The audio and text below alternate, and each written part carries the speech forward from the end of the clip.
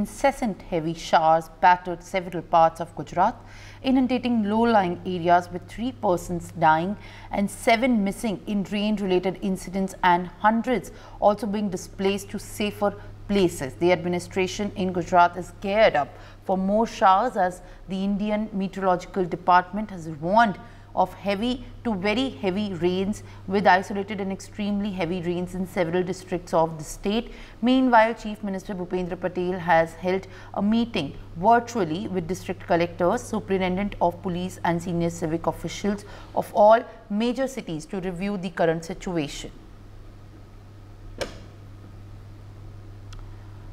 Well, the IMD has also predicted more showers where even 3 dead have also taken place as flash floods have wreaked havoc across several districts and mostly severely affected areas in Gujarat. As more rains are expected to hit key districts in Gujarat, the administration has also been on its toes to gear up for the safety and for the displacement of those who will be severely impacted. Joining me on the broadcast is my colleague Jayesh Soni. जिस तरीके से जयेश हम देख रहे हैं गुजरात की अभी स्थिति है, अभी फ्लैश फ्लड्स की वजह से 3 मौतें कंफर्म हुई हैं। क्या ऐसे और कोई रीजन्स भी हैं जहां पर ज़्यादा इम्पैक्ट आया है उन डिस्ट्रिक्ट्स पे और वहां पर कुछ लोग फंसे हुए हैं?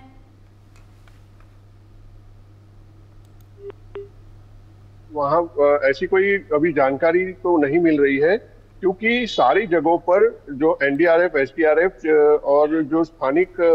फायर फाइटर्स हैं उनको डिप्लॉय किया गया था और जहां जहां पर ज्यादा वाटर लॉगिंग होता है वहां पर जो है वो लोग जाके लोगों को रेस्क्यू करके सुरक्षित जगह पर पहुंचाने का काम कल से ही शुरू कर दिया था। लोगों को पहले से ही वार्निंग दी गई थी सुरक्षित जगह पर पहुंचने के लिए, इसलिए ज्यादा कोई ऐसी इफेक्ट अभी नहीं दिख रही है। आने वाले 72 घंटे के लिए अभी भी और रेड अलर्ट घोषित किया गया है पूरे स्टेट के अंदर और इसी वजह से जो स्कूल और कॉलेजेस है उनको छुट्टी दे दी गई है। साथ ही जो स्थानिक प्रशासन है उन्होंने सारे जो भी ऑफिसर्स और जो भी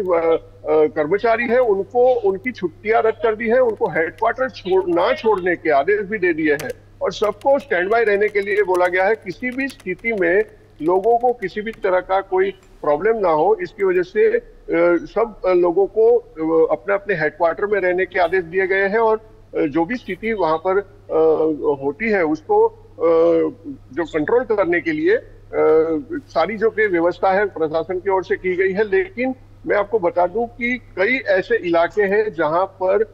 काफी ज्यादा बारिश होने की वजह से जो है पानी का लेवल इतना बढ़ गया है कि लोग अपने अपने घरों के अंदर लॉक हो गए हैं और बाहर निकलना लोगों का मुश्किल हो गया है। यही हाल जो है यातायात पर भी है। जो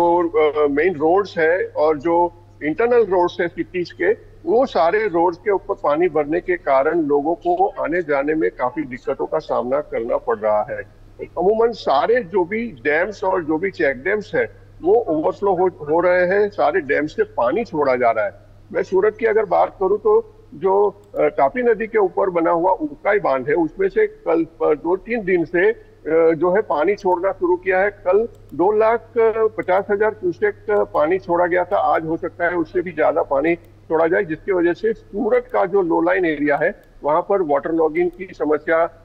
जो है शुरू हो गई है और वहां पर लोगों को सुरक्षित जगहों पर हटाने के लिए जो है प्रशासन ने काम किया है और उनके रहने खाने की व्यवस्था जो है स्थानिक लेवल पर की गई है। और साथ ही जो फ्लड गेट्स है वो बंद कर दिए गए हैं ताकि जो सूरत के अंदर जो बारिश हो रही है उसका पानी नहीं निकल रहा है, नदी के अंदर नहीं जा रहा है फ्लड गेट्स बंद होने के कारण। तो इसकी वजह से पानी का लेवल जो है वो लगातार बढ़ रहा है और लोगों को सावधानी बरतने के लिए कहा गया है। यहाँ पर भी सारी स्कूलें, कॉलेज सब कुछ बंद कर दिए गए हैं और जो एनडीआरएफ से लेकर के जो स्थानिक जो फायर फाइटर्स है वो लगातार जो है हर जगह पर गश्त लगा रहे हैं और ऐसी जगहों पर लोगों को न जाने के लिए सूचनाएं दे रहे हैं और साथ ही जो लोग वहां पर अंदर फंसे हुए हैं उनको सुरक्षित तरीके से बाहर निकालने का काम अभी भी चल रहा है। जिस तरीके से आपने बताया कि जो काम है एडमिनिस्ट्रेशन से वो अभी भी चालू है, क्या कोई हेल्पलाइन नंबर्स भी हैं जो एडमिनिस्ट्रेशन या पुलिस ने सेफ्टी मेजर्स के लिए जो सिटीजन्स हैं या गुजरात के जो सिविलियंस हैं उनके लिए जारी की गए हैं? जी बिल्कुल, सेंट्रल जो स्टेट फ्लड कंट्रोल का नंबर है, इसके अलावा 101 और इसके साथ साथ जो स्थानिक डिस्ट्रिक्ट लेवल के जो फ्लड कंट्रोल रूम के जो नंबर्स हैं वो जारी किए गए हैं। सारे डिस्ट्रिक्ट कलेक्टरों ने अपील जारी की थी, कल शाम को ही सभी डिस्ट्रिक्ट कलेक्टर्स ने अपील जारी की थी और लोगों को सुरक्षित अपने अपने घरों में रहने के लिए जो है अपील की गई थी। साथ ही उन्होंने ये कहा था कि जो स्थानिक हेल्पलाइन नंबर है, जो डिस्ट्रिक्ट फ्लड कंट्रोल का जो हेल्पलाइन है, वहां पर वो फोन कर सकते हैं। अगर किसी भी तरह की कोई परेशानी हो या किसी भी तरह की कोई दिक्कत हो तो लोग उसको उस नंबर पर कांटेक्ट करके हेल्प मांग सकते हैं। और उस हेल्प नंबर पर कई लोगों ने हेल्प के लिए फोन भी किया है और उसके चलते जो है स्थानिक प्रशासन, एनडीआरएफ, एसडीआरएफ की जो टीमें हैं उन्होंने लोगों को रेस्क्यू भी किया है। और आने वाले 72 घंटे के लिए जिस तरह से अलर्ट घोषित किया गया है और पिछली रात से तेज बारिश जो हो रही है जिसकी वजह से स्थितियां ज्यादा खराब हुई है, तो ऐसे जो इंटीरियर इलाके हैं, साथ ही जो लो लाइन एरिया है, जो नदी के किनारे बसे हुए गांव हैं, उस गांव के अंदर ज्यादातर फोकस किया गया है। और उन गांवों को जहां पर संभवित ऐसी स्थिति पैदा हो सकती है वहां पर पहले से ही जो है रेस्क्यू ऑपरेशन के लिए टीमों को डिप्लॉय किया गया था। तो जो भी हेल्प के लिए फोन आते हैं हेल्पलाइन नंबर पर या किसी भी तरह से प्रशासन को जानकारी मिलती है कि कहीं पर कोई फंसा हुआ है तो वो उनको तुरंत ही रेस्क्यू किया जाता है। For more such videos, subscribe to the NewsX YouTube channel, hit the bell icon.